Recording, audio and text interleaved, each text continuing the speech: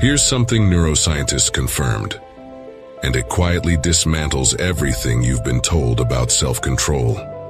The people you admire most, the ones who seem to work without friction, who show up every single day without burning out, they are not using more willpower than you. They're using almost none. And that gap between them and you has nothing to do with motivation, nothing to do with drive, and absolutely nothing to do with how badly you want it. Stay with me. Because once you understand what's actually happening inside their brains, the way you approach your entire life will shift. And it won't require a single ounce of extra effort. You've been there. You wake up with a plan. You're going to get the work done.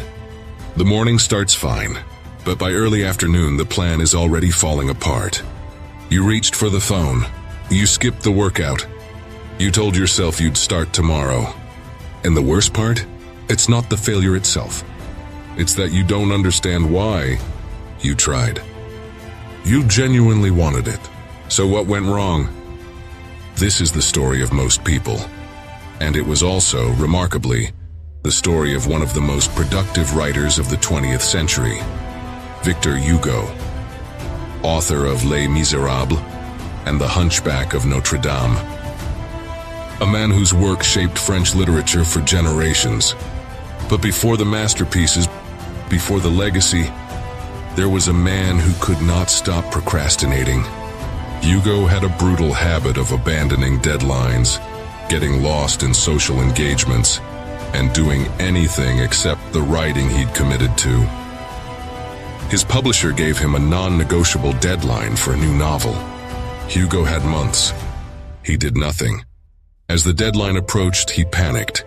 He was staring down complete professional failure. He'd promised a book. He had blank pages. His reputation was on the line, and he had no discipline to speak of. So he did something that sounds insane. He gave all his clothes to his assistant and ordered him not to return them until the book was finished. Hugo literally had nothing to wear in public. He couldn't leave his house. With no escape route, no social option, no way to avoid the work, he sat down and wrote. He finished the book in weeks. It was called The Hunchback of Notre-Dame, and it became a classic. He didn't find willpower. He removed the need for it entirely. This isn't just a clever story. Science has been quietly building the same case for decades. In 2011, a landmark study out of Florida State University, led by researcher Roy Baumeister and his team, published findings from years of research on what they called ego depletion. They found that willpower behaves like a muscle, but more specifically like a battery. The more decisions you make throughout the day, the more mental energy you burn. And once that energy is low, your ability to resist temptation doesn't just weaken, it collapses. You don't fail because you're weak. You fail because the system has a hard limit, and nobody told you. What this means for you right now is brutal in its simplicity. Every morning you wake up, you have a finite supply of self-control. Every unnecessary decision, every moment of internal debate, every time you ask yourself, should I or shouldn't I, you are spending that supply. By the afternoon, when the real battles hit, you're already running on empty. You were never going to win that fight. The odds were stacked against you from the start. Now here's the second study, and this one is even more important. In 2006, researchers at Duke University, led by David Neal and Wendy Wood, published research on habit formation that revealed something staggering. Approximately 45% of our daily behavior is not driven by decisions at all. It is driven by habit. Automatic, unconscious environmental triggers. Nearly half of everything you do every single day, you are not consciously choosing. You are running on autopilot. The environment around you is making the choice. What the highest performers have figured out, often without realizing it, is that they have structured their environment. So the autopilot flies them toward the target, not through force, through design. Marcus Aurelius understood this 2,000 years before the science confirmed it. He wrote in his private journal, a journal he never intended anyone to read, "You have power over your mind, not outside events. Realize this and you will find strength." But people quote that and miss the practical implication. He wasn't saying think positively. He was saying, stop trying to fight the world. Engineer at Epictetus, a man who was literally born into slavery, built an entire philosophy around a single distinction: what is in your control and what is not. He argued that most human suffering comes from trying to control things that cannot be controlled, while neglecting the one thing that can: your own responses, your own design, your own choices about what environment you put yourself in. He wasn't talking about passive acceptance. He was talking about ruthless, deliberate architecture of your own life. The Stoics weren't preaching endurance. They were preaching engineering. Here's the first truth you probably don't want to hear. Every time you say, "I just need more discipline," you are diagnosing the wrong problem. You're blaming the driver when the road is the issue. The system around you, your phone on your desk, your notifications, the snacks in the kitchen, the apps on your home screen, that system is not neutral. It is actively working against you, and you keep showing up to fight it barehanded every single morning, wondering why you keep losing.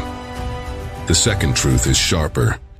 You have been making this harder than it needs to be on purpose, not consciously. But part of you believes that struggling is evidence of effort, that suffering through temptation makes you virtuous. So you keep the distractions close, keep the friction low on the bad habits and high on the good ones, and then tell yourself, the problem is your willpower. It's not. You've built a life that defaults to distraction, and you've been trying to overcome it with sheer mental force. That was never going to work. Most people think discipline is about saying no. They picture someone gritting their teeth, white-knuckling through temptation, forcing themselves to do what they don't want to do.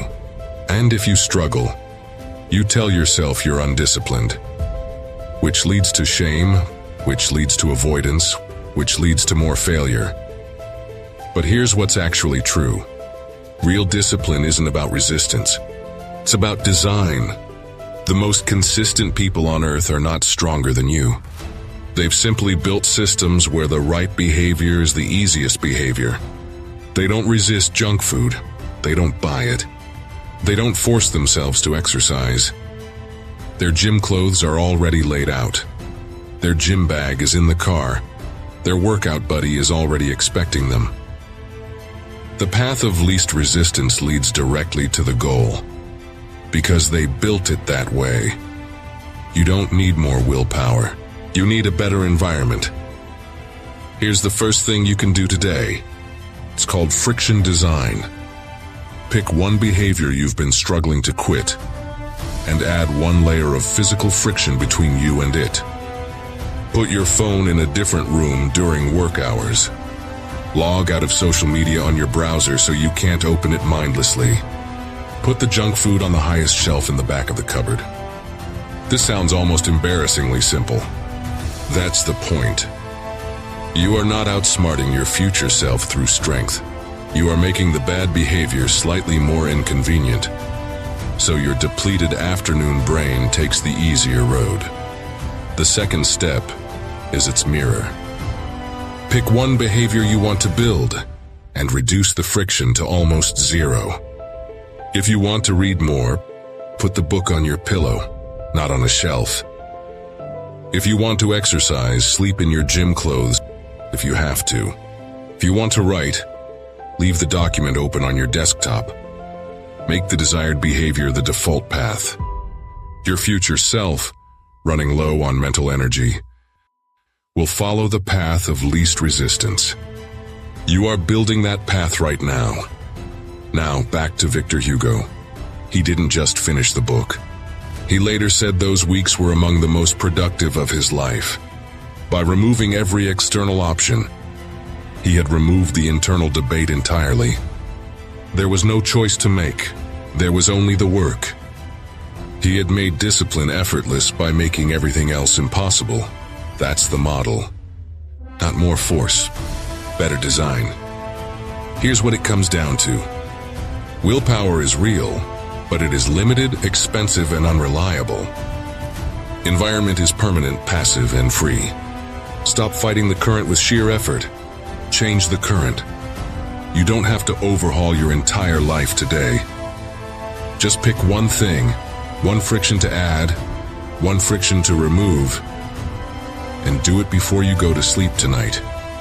One small structural change, made with intention, compounds faster than any motivational high you've ever felt on a Sunday evening. So here's what I want you to do right now. Think about the one habit or routine you've been trying to force through willpower alone. The one that keeps failing. What is one thing in your environment you could change starting today that would make the right choice automatic? Drop it in the comments. Let's build this together, not through gritted teeth but through smart design.